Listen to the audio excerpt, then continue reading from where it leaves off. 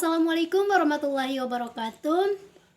Perkenalkan, nama saya Rini, NIM 2019 A1H085 dari Fakultas Keguruan dan Ilmu Pendidikan, Program Studi PGSD dari kelas 3B. Baik, kami dari kelompok 17 akan mempresentasikan hasil diskusi kami. Tugas konsep dasar PPKN yang berjudul tentang komunikasi dalam masyarakat majemuk. Langsung saja, saya sebagai pemateri pertama akan mengawali diskusi ini tentang sifat pluralitas masyarakat Indonesia dengan mengutip pernyataan Nobel perdamaiannya dalam buku yang ditulis oleh William B. Goody-Kus dan Yung Yuk Nim. Wiesel mengatakan bahwa kebencian yang ditunjukkan kepada kelompok politik dan ideologi yang berbeda merupakan persoalan utama yang kita hadapi. Kebencian dan konflik telah terjadi di berbagai belahan dunia tempat kita hidup, di mana konflik pengikut neo-Nazim dengan para imigran di general yang mengarah pada tindak kekerasan.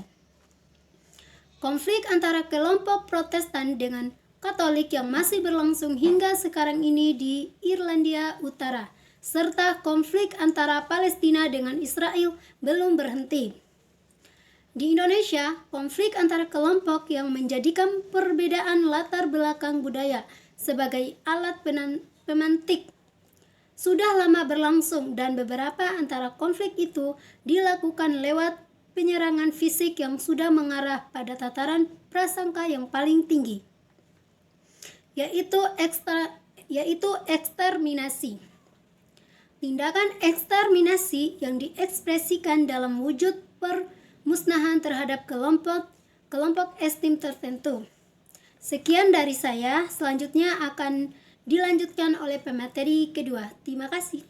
Assalamualaikum warahmatullahi wabarakatuh. Perkenalkan, nama saya Nunung Hardianti, NIM 2019 A1H067. Di sini saya akan membahas tentang hasil diskusi kelompok kami dalam masyarakat yang terbagi ke dalam kelompok-kelompok berdasarkan identitas kultural masyarakat yang terpilih dalam otonomi, inkropodan, dan outgroup secara kultural.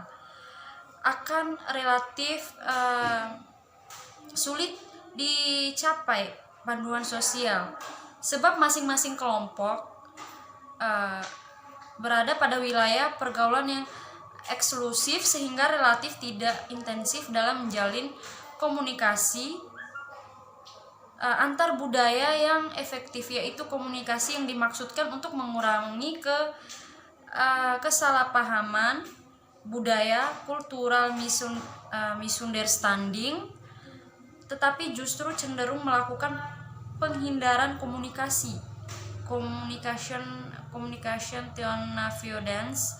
Keterpaduan sosial yang dimaksud adalah suatu kondisi yang memungkinkan masing-masing kelompok dapat menjalin komunikasi tanpa harus kehilangan identitas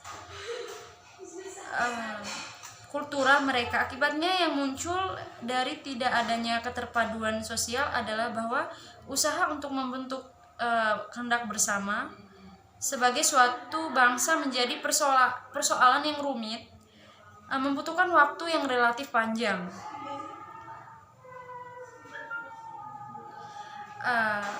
Pidato Presiden Soekarno dalam memperingati proklamasi kemerdekaan Republik Indonesia tanggal 17 Agustus 1954 mengingatkan pentingnya memahami kemajemukan budaya yang menjadi ciri-ciri bangsa Indonesia. Ingat, kita ini bukan dari satu adat istiadat. Ingat, kita ini bukan dari satu agama. Bhinneka Tunggal Ika beradaptasi satu demi kianlah tertulis di lambang negara kita, dan tekanan kataku sekarang ini kuletakkan kepada kata bina, yaitu berbeda-beda.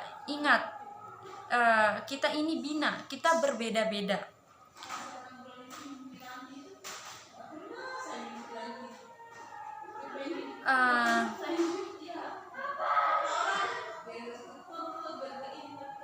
Salah satu potensi negatif dari karakteristik masyarakat yang majemuk seperti yang dikemukakannya sebelumnya, konflik pertikaian SARA di Indonesia. Assalamualaikum warahmatullahi wabarakatuh. Perkenalkan, nama saya Muhammad Rizky dari kelas 3B PGSD NIM 2019 A1H062. Saya lanjut dari materi tadi. Salah satu potensi negatif dari karakteristik masyarakat yang majemuk seperti yang dikemukakan sebelumnya adalah konflik pertikaian SARA di Indonesia yang sifatnya sudah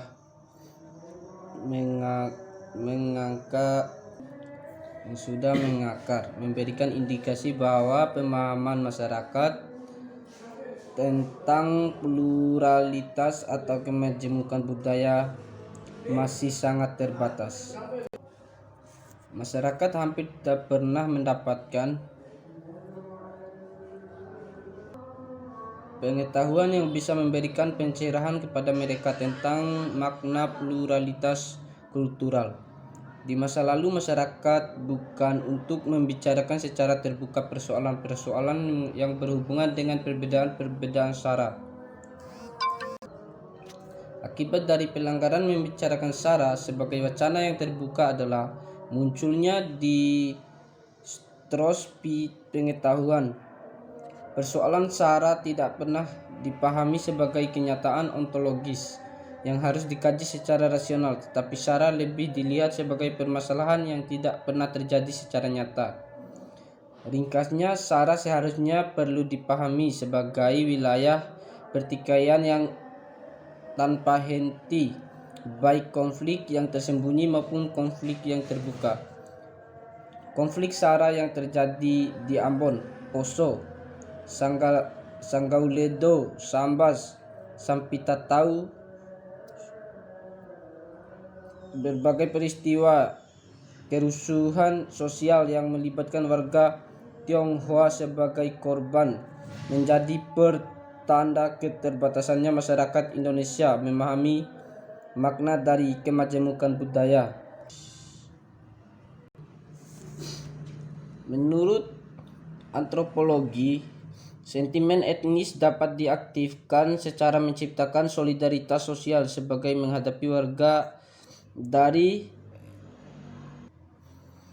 etnis lain pada saat terjadinya persaingan. Biasanya persaingan tersebut untuk memperebut sumber-sumber ekonomi dan pengalokasian pendistribuannya, atau untuk mempertahankan dan memperjuangkan kehormatan etnis yang dianggap telah dirusak oleh pihak lawan.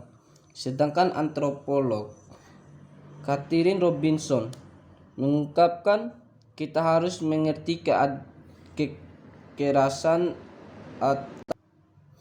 dalam perspektif komunikasi antar budaya. Pernyataan tersebut memberi makna bahwa sebagai bagian dari masyarakat multikultur, kita selama ini tidak ketahui belum pernah melakukan komunikasi antar budaya yang efektif.